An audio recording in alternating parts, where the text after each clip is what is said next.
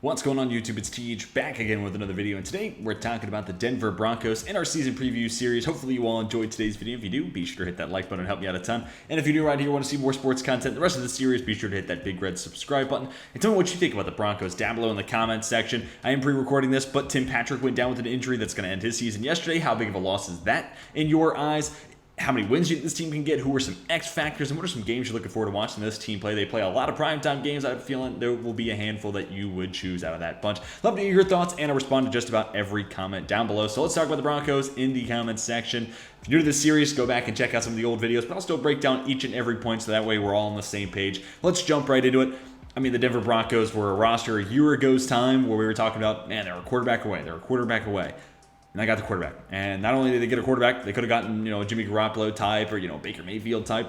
They got Russell Wilson and a guy who was at his best, an elite tier quarterback. So big time win there. There's no reason to think this team can't be a double-digit type of winning squad. I had them at 11-6 in my AFC West prediction video for the regular season records. But I could see him going as high as 13-4 if it really starts to click. And, Russ is working well with Nathaniel Hackett. That's a big part to talk about with this team. First-year head coach Nathaniel Hackett.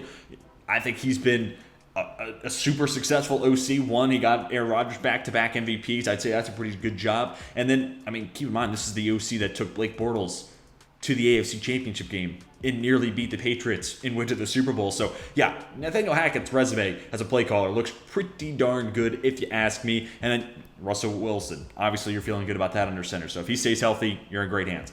The running back room. Javonte Williams, if you've been around this channel for about a year, I was huge on him in the 2021 draft cycle. He was my RB2, and I was dying for him to get on the field. I had him in a bunch of my fantasy leagues as well. Big Javonte Williams guy, and now that he's going to be the quote-unquote bell cow, he'll be that number one back with Melvin Gordon backing him up.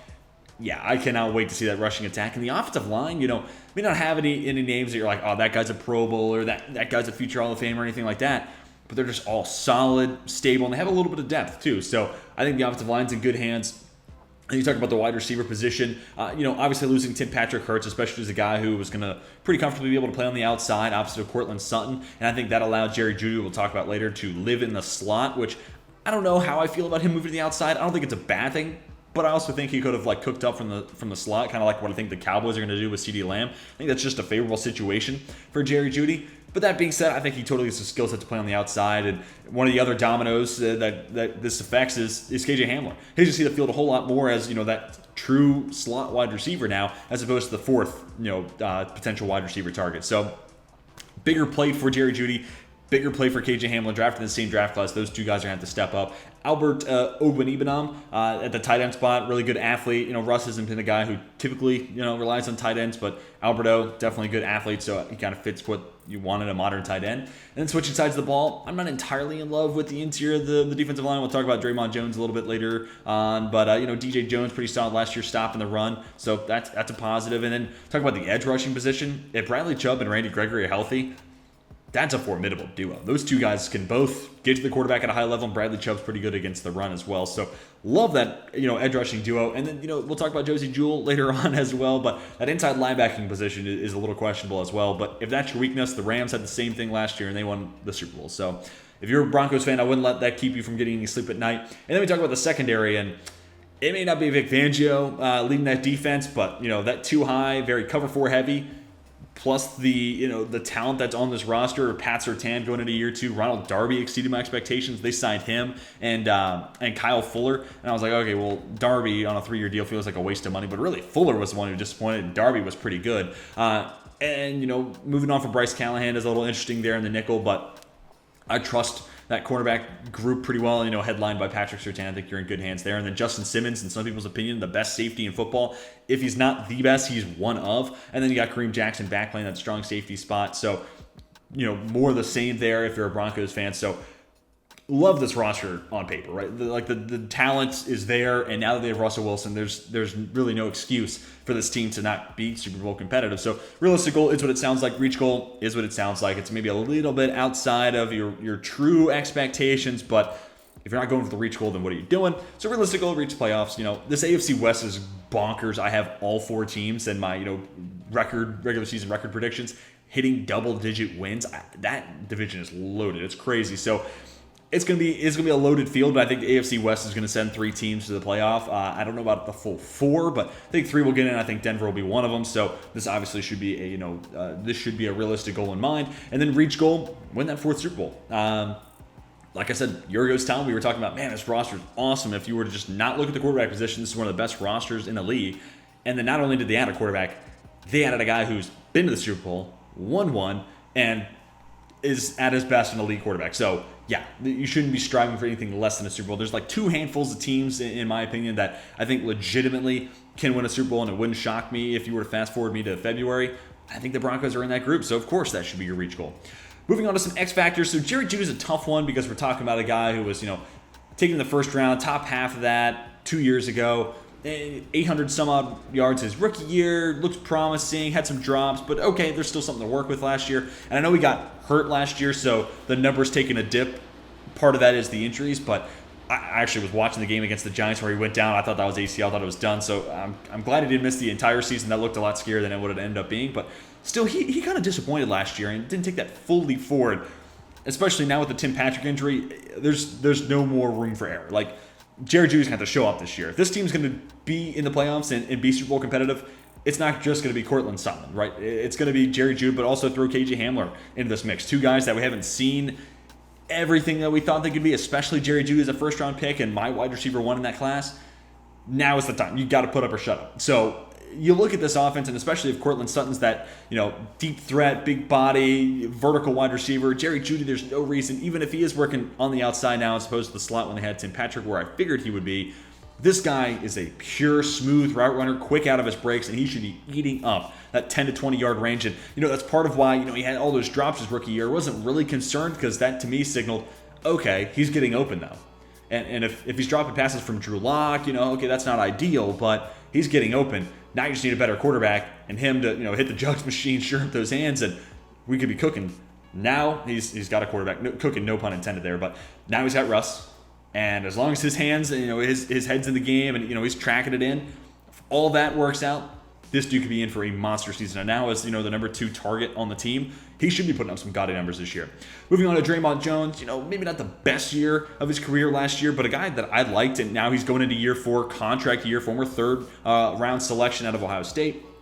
This is a chance for him to go out there and earn some big bucks. So he's kind of an X factor for himself, but he's also an X factor for the Broncos because if he adds that interior pass rush on top of what you have with Randy Gregory and Bradley Chubb, that adds a whole other element. But also, I think he's going to have to step up with B.J. Jones and some of the other interior defensive line presence on this roster. They're going to have to step up and be a little bit better against the run because I do worry about that linebacking core, which kind of segues me into Josie Jewell. Only played 2 weeks last year, but look at his Pro Football focus grades for those 2 weeks. It was borderline elite, especially in coverage, and that's really the strength of his game. He is a good athlete, and he moves well for his size, and he is best suited to be a coverage linebacker, especially if you're going to play a lot of cover 4. Think about Fred Warner and what he does with the 49ers. That's cover 3 with splashes of cover 4, but think in that same realm. You're relying on these linebackers to not just be dudes who stand in the middle of the field. They have to be active participants in the coverage component of that defense. Josie Jewell has that skill set, so if he's healthy, he's somebody that goes a long way in trying to, bolster that pass defense. But that being said, his strengths in coverage, not against the run. So him and Draymond Jones are both going to be players where if this team wants to be Super Bowl competitive, I think you have to get a full season of Josie Jewell playing like he did last year and being that big component of the middle of the field, the middle of that defense in coverage.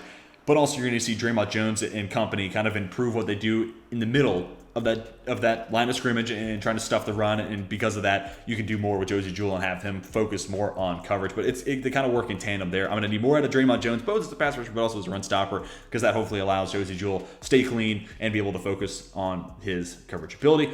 Moving on to games to watch, really good opponents. This is a team with a really interesting schedule. They play a lot of primetime games, and they have a lot of tough opponents.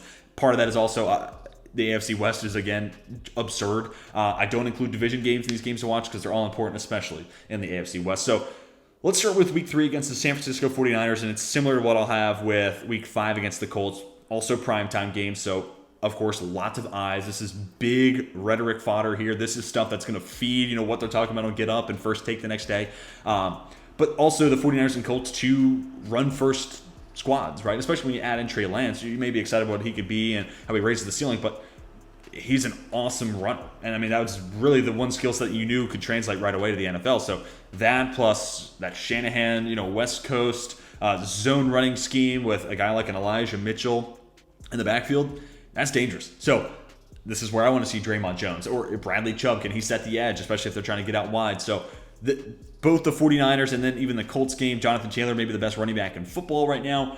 How does this defense answer against really the one area where I could see them struggling? I don't think they'll be abysmal against the run, but I could see that being a point of issue and a point of concern and maybe a differentiating factor from this team being playoff contenders and Super Bowl contenders. So I cannot wait to see how Denver handles, a rushing attack like the 49ers and the Colts, and especially when you consider they're very different rushing attacks, right? Like the 49ers, that wide zone scheme, they're gonna create numbers advantages. That's what Shanahan and that entire family and that whole tree has been able to do for 3 some odd decades now. And then the Colts, it's going right down your throat. It's a power scheme. They're running behind Quentin Nelson, and it's Jonathan Taylor running right by you. So can't wait to see how these defenses handle those 2 running games, but also considering 2 very different types of rushing attacks. And then week 13 at the Baltimore Ravens, 2 teams, and this kind of goes with the Colts.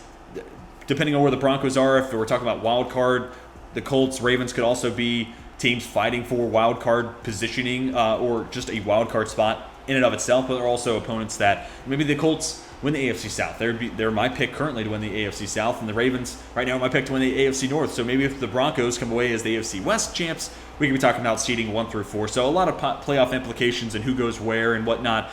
But also, that being said, especially in the first half of the year, playing at Denver is so tough. That's also an interesting aspect to that 49ers and that Colts game. But that being said, if Denver can carry that mile-high altitude as a home field advantage through all of the playoffs, maybe not all, I'm not entirely sure this team's going to be a number 1 seed, but as much of the playoffs, if not all of it, maybe they'll debunk me and it exceed my expectations. But if they can do that, that's a huge bolster. That's a huge plus. Like, think back to when they won the Super Bowl in 2015. They had Tom Brady and the Pats go to Denver and take on that defense. It's a huge element to take into factor. So when you talk about playoff seeding, it's a huge element into how I look at these games to watch, especially considering if you have a huge difference. Like I talk about this all the time with the Buffalo Bills. You do not want to go to Buffalo in the middle of January. I don't want to go to Denver if I can at all avoid it because of that altitude and how big of an effect that can take on my team and all that stuff. So because of that, that's why I picked that as a game to watch. Could be big-time playoff seeding implications there against the Ravens in Week 13. But that's going to do it for my Denver Broncos season preview. Tell me what you think about this team down below in the comment section. How many wins do you think you can come away with? Who are some X factors, not superstars, but X factors on this roster? And what are some games you're looking forward to watching this team play? Can't wait to hear what you have to say, and I respond to just about every comment. So let's talk about the Broncos down below. Hopefully you all enjoyed today's video. If you did, be sure to hit that like button. It really would help me and my channel out a ton. And if you're new around here, want to help us get closer and closer to 1,000 subscribers, mean the world to me if you hit that subscribe button. That's going to do it for me. Hope you all have a fantastic rest of your day. And until next time, my name is Tej, and I'm signing off.